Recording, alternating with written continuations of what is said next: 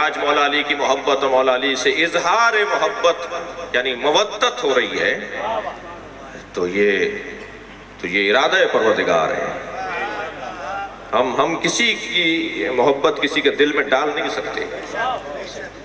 ये चीज़ पैसों से खरीदी नहीं जाती, ये चीज़ पैसों से खरीदी नहीं जाती। कागज़ के फूलों में खुशबू नहीं होती। आप कितने ही सजा कर रख दीजिए उन फूलों को, जी वो दिखाई तो देते हैं अच्छे, मगर हकीकत में उनमें कोई खुशबू नहीं होती। और फरमा रहे हैं, पता नहीं ये बात मैं अपने बच्चों को हजम करवा पाऊंगा या नहीं। सरकार एक जगह से गुजर रहे थे कि एक कुत्ता, मुझे माफ करेंगे, एक कुत्ता सरकार के करीब आके कुछ फासले पर आकर कुछ कहने लगा। असहाब उसे हटाने लगे।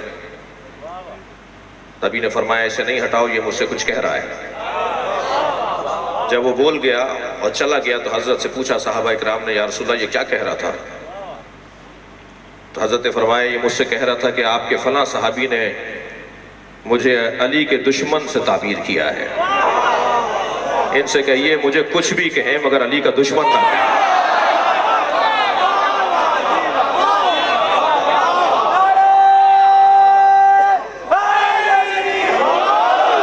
तवज्जो कर रहे हैं, तवज्जो कर रहे हैं अज़ीज़ान गिरामी। लिहाजा ये वाहिद जात है जिससे बुग़्ज़ करना कुफ्र है।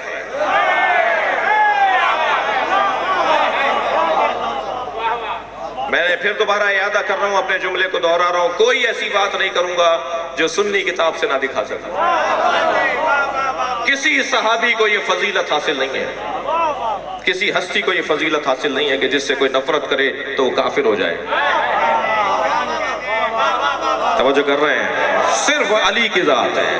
भाई शब विलादत आप मिलाद सुन रहे हैं, ये साल भर हम मौला अली को जो पुकारते हैं ना, उसका दर्जा अपना है और आज की रात का दर्जा और है। आज तो अबू तालिब को खुश करना है, आज तो फातिमा बिन्त माशाअल्लाह,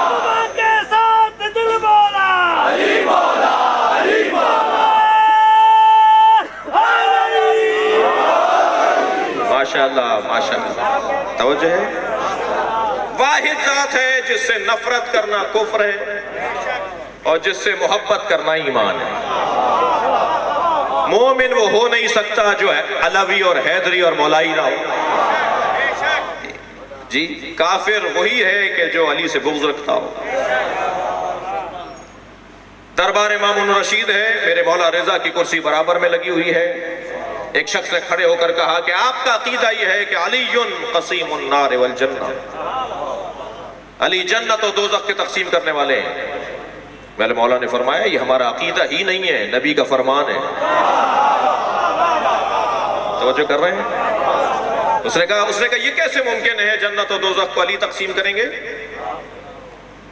अज़ीज़ान गिरामी, कौन कहाँ बैठा है, कौन किसके दरवाजे पर जाता है, कौन किसका मुरीद है, मुझे इससे गरज नहीं है। मुझे इससे गरज है कि मैं और आप जहां बैठे हैं ना, वो जन्नत के मालिकों की जगह है। आखिर मरना है ना सबको, आखिर सबको मरना है। आखिरत में जन्नत की ख्वाहिश किसकी नहीं है? अब ये कैसे मुमकिन है कि जन्नत की ख्वाहिश तो हो, अली का बुग़्ज़ भी हो? ये दोनों चीजें नहीं चलेंगी। और फरमा रहे तो सवाल ये है कि जन्नत और दोज़ख के तक़सीम करने वाला तो अल्लाह है। मेरे मासूम ने फरमाया तुमने अल्लाह की यही मारिफत हासिल की है, तुम अल्लाह को बस यही मानते हो। अभी हमारी इस महफिल का तबर्रुक कोई तक़सीम करने के लिए चार हमारे इन जाफरिया ट्रस्ट के नौजवानों में से किसी की जिम्मेदारी होगी ना कि क्या तबर्रुक तक़सीम होना है, किसको क्या देना है, किसको क्या करना है, तुम्हें ये करना है, तुम्हें वो करना है। तुम फला जगह खड़े हो गए, तुम टेंट का काम करोगे, लगाओगे, तुम स्टेज सजाओगे, तुम खाना बनवाओगे, ये काम तो फरिश्तों का है, तुम अल्लाह का बोल रहे हो। इतनी ही मार्फत हासिल की है। सहराओं में, दर्रों में, बयाबानों में, गर्मी में टेंट लगा लगा के जो अल्लाह हू पुकारते रहे, यही समझे हो अब तक? क्या अल्लाह ये करेगा? जी, मेरे मौला ने फरमाया नबी का फरमान है कि अली जन्नत और दोज़ख के तकसीम करने वाले हैं। कहने लगे ये हदीस हमें समझ में नहीं आ रही। बराबर से मामून रशीद की आवाज आई, क्या फर्जंद रसूल, ये हदीस मुझे समझ में नहीं आ रही। हज़रत ने फरमाया कोई बात नहीं, हम एक और हदीस तुम्हें सुनाते हैं जो इस हदीस को समझाएगी। जैसे एक आयत दूसरी आयत को समझाती है ना, ऐसे एक हदीस दूसरी हदीस को समझाती है। तो हज़रत ने फरमाया तुम्हें ये तो समझ में नहीं आ रहा कि अली जन्नत और दोज़ख के तकसीम करने वाले हैं, तुम्हें ये तो समझ में आता है कि नबी ने फरमाया या अली हुब्बु का ईमान व बुग़्ज़ु का कौफर, या अली तेरी मोहब्बत ईमान है और तुझसे नफरत करना कुफ्र है। ये हदीस तो समझते हो? मामून रशीद कहना जी ये हदीस वाज़ेह है, रोशन है। हज़रत ने फरमाया यही तो फर्क है, जो अली से मोहब्बत करेगा जन्नत में जाएगा, जो अली से नफरत करेगा काफिर है, दोज़ख में जाएगा। तो अली ही तो जन्नत भेज रहे हैं, अली तो दोज़ख भेज रहे हैं। अल्लाहु अकबर। वाहिद जात है अजीजों, वाहिद जात है। मैं अभी विलादत तो पढ़ ही नहीं रहा, मुझे नहीं मालूम कि क्या होगा, लेकिन इतना है कि वाहिद जात है मौला अली की कि जिनसे बोझ रखना कुफ्र की अलामत है। अच्छा, ये मैंने मेहरबानी की है, कुफ्र की अलामत कहेंगे। मैं एक दर्जा और आगे बढ़ना जा रहा हूं, नबी की हदीस सुना रहा हूं। वैलुन लिमन अबग़ज़का मिन बादी या अली। नबी फरमा रहे हैं सरकार की 100 हदीसें मैंने ढूंढी हैं, तवज्जो है, सरकार की 100 हदीसें मैंने ढूंढी हैं जिसमें रसूलुल्लाह ने या अली या अली या अली कहा है। भाई अगर तुम मौला अली को नहीं मानते तो नबी की सुन्नत पर ही अमल कर लो।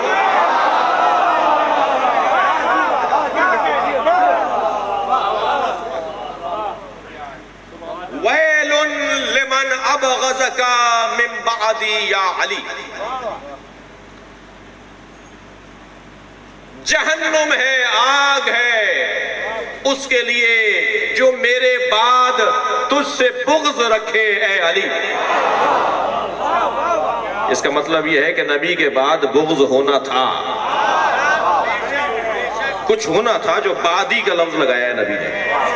नबी के जमाने में तो जुर्रत नहीं कर पाए, सरकार के जमाने में तो किसी को जुर्रत नहीं हुई कि मौला अली से कोई बुग़्ज़ करे, लेकिन बाद में कुछ होना था, तभी तो नबी ने बादी का लफ्ज लगाया। मेरे बाद उसके लिए आग है, आतिश है, जहन्नुम है जो ए अली तुझसे बुग़्ज़ रखे। अजीज़ान गिरामी, अजीब रंग है ये जो वैलुन का लफ्ज है ना, ये कुरान मजीद में 17 मरतबा आया है। किसके लिए आग है, किसके लिए जहन्नुम है, किसके लिए अज़ाब है, ठीक है। वो जो 17 मकामात पर आया है उनमें से एक मकाम कुरान मजीद में यह है वैलुन लिल मुसल्लीन अल्लदीना हुम अन सलातिहिम साहून। वैल है उन लोगों के लिए जो नमाज नहीं पढ़ते, यानी हदीस कह रही है वैल है उन लोगों के लिए जो अली से बुग़्ज़ रखते हैं। कुरान कह रहा है वैल है उन लोगों के लिए जो नमाज नहीं पढ़ते। तो मुझे कहने दीजिए, या अल्लाह का दुश्मन जहन्नुम में जाएगा या अली का दुश्मन जाएगा?